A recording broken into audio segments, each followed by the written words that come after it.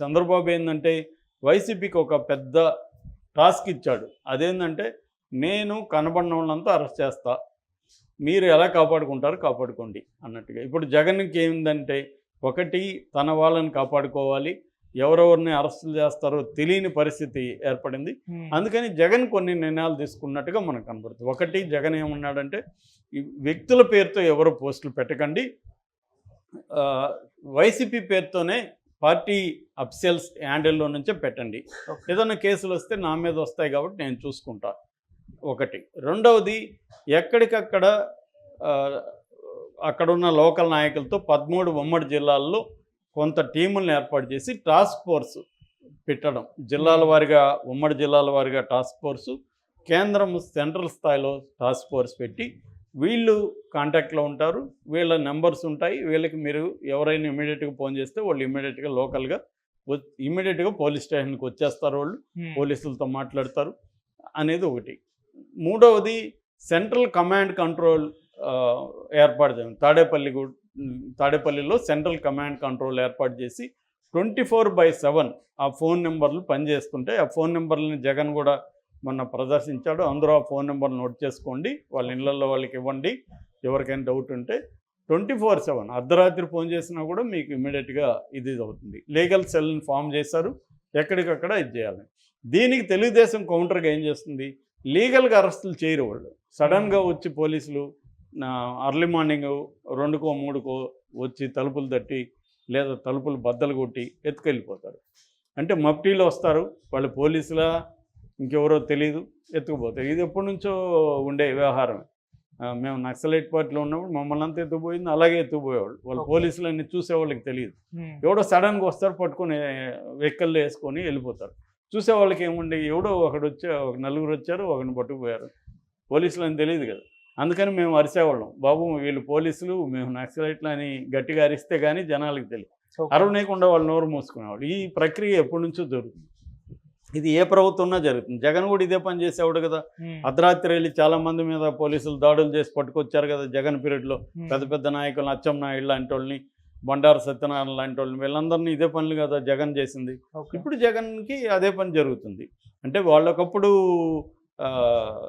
Victims Telugu Desam వాళ్ళు ఉంటే ఇవాళ విక్టిమ్స్ వైసీపీ వాళ్ళు ఉన్నారు.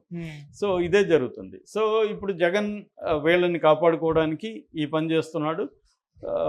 అయితే వీళ్ళు నేను ఇందాక చెప్పినట్టు చంద్రబాబు ప్రభుత్వం పోలీసులు ఏం చేస్తున్నారంటే అర్ధరాత్రి వీళ్ళు ఎత్తుకొని వచ్చేయడం, వాళ్ళని అరెస్టులు చూపిరు, వాళ్ళని ఎక్కడో ప్రైవేట్ గెస్ట్ హౌస్లో అక్కడెక్కడ పెట్టేయడం, కొట్టడం, వాళ్ళని టార్చర్ చేయడం, వాళ్ళ దగ్గర కన్ఫెషన్ రిపోర్ట్ తీసుకోవడం, ఇవన్నీ చేస్తారు. అంటే అరెస్ట్ చూపిస్తే కదా ఇవన్నీ లీగల్ వ్యవహారాలు, అరెస్టే చూపిరు. అప్పుడు పోలీసుల దగ్గరికి వీళ్ళు వెళ్ళి వైసీపీ వాళ్ళ నాయకులు అడిగితే మేము తీసుకురాలేదా, అప్పుడు ఏం చేయాలి, వీళ్ళు హెబియస్ కార్పస్ కోర్టులు వేసుకోవాలి. ఈ హెబియస్ కార్పస్ వేసి కోర్టు విచారించి ఇవన్నీ టైం పడుతుందిగా, ఒక వారం 10 రోజులు. ఈ లోపల వీళ్ళని చెత్త కొట్టేసి పంపించేచ్చు, భయపెట్టి భయభ్రాంతం చేసి. ఇది జరుగుతుంది చాలా చోట్ల. తెలుగుదేశం వాళ్ళు ఏం చేస్తున్నారంటే పోలీసులను ఉపయోగించి ఈ పని చేస్తున్నారు. ఇదే పని వైసీపీ కూడా గతంలో జగన్ కూడా ఇదే పని చేశాడు. సాక్షాత్తు ఆయన రఘురామకృష్ణరాజే నన్ను చెత్తగొట్టారు, ఈ వీడియో అంతా చూపిస్తే జగన్ అక్కడ ఎంజాయ్ చేస్తాడు, ఇదంతా చెప్పాడు. ఆయన చెప్పింది నిజమా కాదో మనకు తెలియదు, కానీ పాజిబుల్లా కాదని చెప్పచ్చు. ఖచ్చితంగా పాజిబుల్లే. ఎందుకంటే పోలీసులు ఎక్కువ చేసేది టార్చర్ చేయడం అనేది పోలీసుల మెథడ్స్. మనం జై భీమ్లో క్లియర్గా సినిమాలో చూపించారు. అది కూడా జస్టిస్ చంద్రు బయోగ్రఫీ ఆధారంగా తీసింది, అది కూడా రియల్ స్టోరీని. ఎందుకంటే పోలీసులు కొట్టేది ఎవరిని, బలహీన సెక్షన్లు ఎక్కువ కొడతారు, బలమైన వాళ్ళని కొట్టరు. ఇప్పుడు సజ్జల భార్గవ రెడ్డిని కొడతారు అలాగంటే డౌటే పోలీసులు. ఎందుకంటే పోలీసులకు కూడా భయం ఉంటుంది, రేపొద్దున వీళ్ళు అధికారంలోకి వస్తారేమో అని.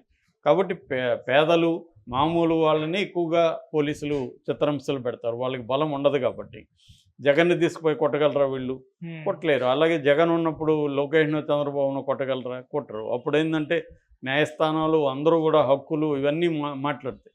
మామూలు పేద ప్రజల్ని కొట్టినా చంపేసినా మాట్లాడరు. గతంలో చంద్రబాబు ప్రభుత్వం అయినా ఆ తర్వాత జగన్ ప్రభుత్వం అయినా అనేక మంది భయంకరంగా లాకప్ డెత్తులు జరిగాయి.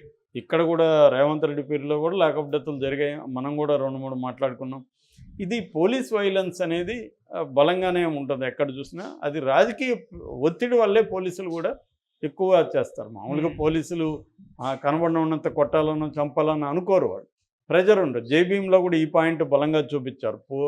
రాజకీయ నాయకుల ప్రెజర్ ఉండడం వల్ల ఆ ఒత్తిడిని తట్టుకోవడానికి వీళ్ళేం చేస్తారు, వాళ్ళ మీద ఉపయోగిస్తారు.